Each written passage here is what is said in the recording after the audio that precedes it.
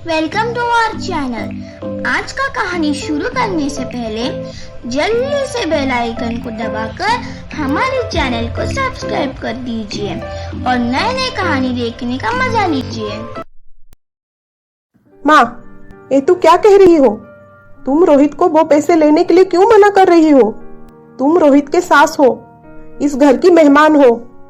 तुम इस घर में हमारी दया से रहती हो, हमारी पैसों से खाती हो। अगर तुम्हें यहाँ रहना है तो चुपचाप रहो।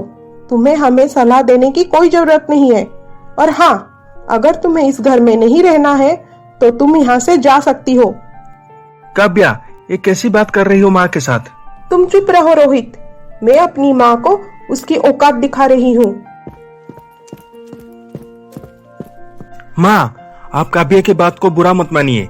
आप कहीं नहीं जाएंगे, आप यहाँ हमारे साथ रहेंगे। उसके अगले दिन अमर जब गैरेज से घर आता है तब वो अपने कमरे की बेड पर 2 लाख रुपए रखा हुआ देखता है।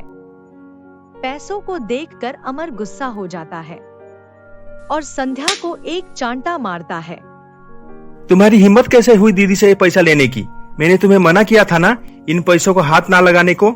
मैंने दीदी से ये पैसे नहीं लिए हैं। तुम मना किए थे, वो पैसे तुम नहीं लोगे, इसलिए मैं अपनी गहने गिरवी रखकर ये 2 लाख रुपए लाई हूँ तुम्हारे लिए।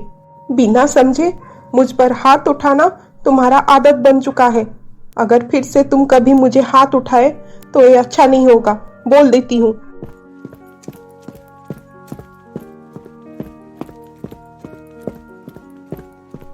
तुम इतने चुपचाप क्यों बैठी हो काव्या? रोहित, मुझे 50,000 रुपए चाहिए। 50,000 रुपए? इतने सारे पैसे की तुम क्या करोगी? मुझे शॉपिंग करनी है। शॉपिंग के लिए इतने सारे पैसे?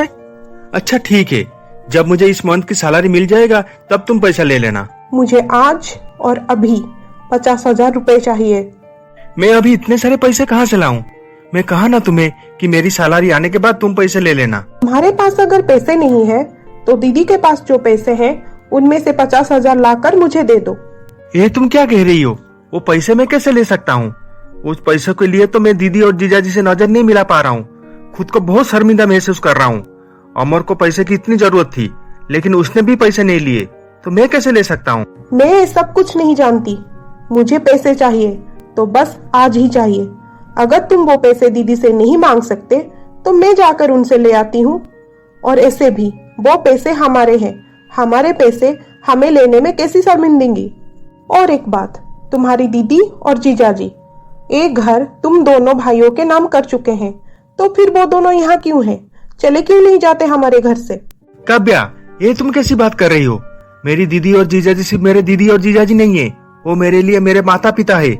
खुद की बच्चे की तरह पाल पोस कर बड़े किए हैं उन्होंने हम दोनों भाइयों को। इतना प्यार आ रहा है अपनी दीदी और जीजाजी के ऊपर तो उनके साथ ही रहते। मुझसे शादी करके यहाँ क्यों लेकर आए? शादी के बाद तुमने मुझे कहीं घुमाने लेकर गए, किसी रेस्टोरेंट में खाना कभी खिलाए, मेरे लिए कभी एक साड़ी खरीद के लाए?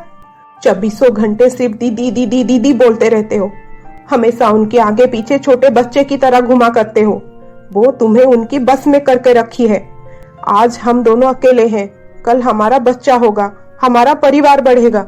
मैं नहीं चाहती तुम्हारी तरह मेरी बच्चे हाथ फैलाकर तुम्हारे दीदी के आगे पीछे घूमे। वो तो एक बांझ है, अगर उनका साया भी मेरे होने वाले बच्चे के ऊपर पड़ा तो ये उसके लिए अच्छा नहीं होगा। बस काव्या बस, तुम्हें पैसे चाहिए ना? मैं तुम्हें पैसे दीदी से ले कर दूंगा, लेकिन दीदी को ऐसी बात कहना बंद करो। दीदी, मुझे पैसों की जरूरत थी, इसलिए मैं मंदिर में रखे हुई पैसों से 50,000 रुपए लिए हैं। मुझे पूछने की कोई जरूरत नहीं है रोहित, ये पैसे तुम्हारे और अमर के हैं। तुम दोनों जब चाहे पैसे ले सकते हो, इसमें तुम्हें इजाजत मांगने की कोई जरूरत नहीं है। ये लो पैसे, पूरे 50,000। क्या सच में तुम पैसे लाए हो? दो दो, जल्दी दो, पहले किन तो लो। काव्या, मैं तुम्हारे सामने हाथ जोड़ता हूँ, तुमसे विनती करता हूँ, तुम मेरे दीदी को जो भी कुछ कहना है कहो, लेकिन उन्हें बांझ कभी मत कहना। वो ये बातें सह नहीं पाएगी, मर जाएगी वो। मैं ये पैसे दीदी से इसलिए लाया ताकि तुम्हारी जुबान बंद कर पाऊं। प्लीज काव्या, दीदी को कभी भी बांझ मत कहना। हाँ हाँ ठीक है, अब चलो सो जाओ, रात बहुत हो चुकी है।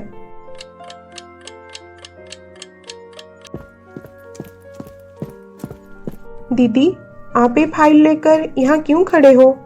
कोई आने वाला है क्या? संध्या, अमर उसका एक इम्पोर्टेंट फाइल घर में भूल गया है। उसने कॉल किया था मुझे। वो गैरेज से किसी को भेजा है घर में। वो आदमी अब आ रहा होगा, बस उसी की इंतजार कर रही थी। दीदी, आप यहाँ खड़े होने से वो आदमी जल्दी तो नहीं आएगा। आप अंदर चलिए, हॉल में आराम से बैठिए। जब वो आदमी आ जाएगा आप उसे ये फाइल दे देना। चलिए दीदी, अंदर चलिए। संध्या, काफी लेट हो गया है, कोई अभी तक आया ही नहीं फाइल लेने। आप चिंता मत कीजिए दीदी, मैं अमर को कॉल करती हूँ। उसके बाद संध्या अमर को फोन करती है, लेकिन अमर फोन उठाता नहीं है। दीदी, आपका खड़ूस भाई मेरा फोन रिसीव नहीं कर रहा है। शायद अमर काम में बिजी होगा। संध्या, मैं एक काम करती हूँ, मैं जाकर अमर को ये फाइल देकर आती हूँ। दीदी, आपकी तबीयत कल ठीक नहीं थी, आप इतनी कड़ी धूप में कैसे जाओगे? आप फिर से बीमार पड़ जाओगे, इसलिए ये फाइल मुझे दीजिए, मैं अमर को दे आऊंगी। अच्छा ठीक है, तू जा, लेकिन वहाँ जाकर मेरी भाई से झगड़ा मत करना। अच्छा ठीक है, मैं आपके भाई से झगड़ा नहीं करूंगी। अब तो मुझे फाइल दीजिए। संध्या साधना से फाइल लेकर गैरेज में पहुंचती है। तब वो अपनी पापा की कार वहाँ पर देखती है। पापा की कार यहाँ? कार तो एकदम ठीक ठाक है, फिर एक कार यहाँ किसने लाया? ये सोचकर संध्या अमर के पास जाती है। तब वो देखती है कि आलोक जी और अमर बातें कर रहे हैं। वो चुपचाप खड़ी होकर उनकी बातें सुनती है। अमर, जब तुम्हें मैं पहली बार देखा तब से मैं जानता था कि तुम एक अच्छे और सच्चे इंसान हो, इसलिए मैं अपनी संध्या की हाथ तुम्हारी हाथों में देने के लिए फैसला किया था।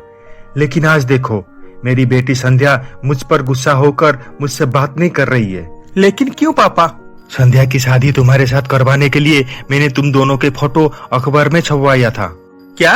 ये आप क्या कह रहे हैं पापा? मैं सच कह रहा हूँ। ये बात जब संध्या को पता चली, वो गुस्से से मेरे घर से चली आई। फिर एक दिन मैं तुम्हारे घर गया था, तब संध्या छत पर थी। उसे सही रास्ते पे लाने के लिए और तुम्हें अपने पैरों पर खड़ा करने के लिए मैंने उसे बोला कि जाकर अमर से बोल कि वो 2 पैसे कमाए। कब तक वो पैसों के लिए अपनी दीदी और जीजा जी को हाथ फैलाता रहेगा? पैसा कमाकर वो कम से कम तुझे एक वक्त की रोटी तो खिलाए। जिसके पति के पैसा कमाने की औकात नहीं है, उसकी बीबी की इतना घमंड क्यों है? ये बात सुनकर संध्या मुझ पर गुस्सा हो गई और उस दिन से लेकर आज तक वो मुझसे बात नहीं कर रही है।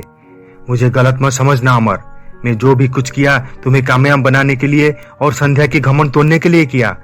अगर मेरी बात सुनकर तुम्हें बुरा लगी हो तो मुझे माफ करना बेटा। नहीं पापा, आप मुझे माफी मत मांगिए। आप जो भी कुछ किए मेरे और संध्या की भले के लिए ही किए हैं। मुझे आपके बात सुनकर बुरा नहीं लगा। अब आगे क्या होने वाला है जानने के लिए देखिए हमारा अगला एपिसोड।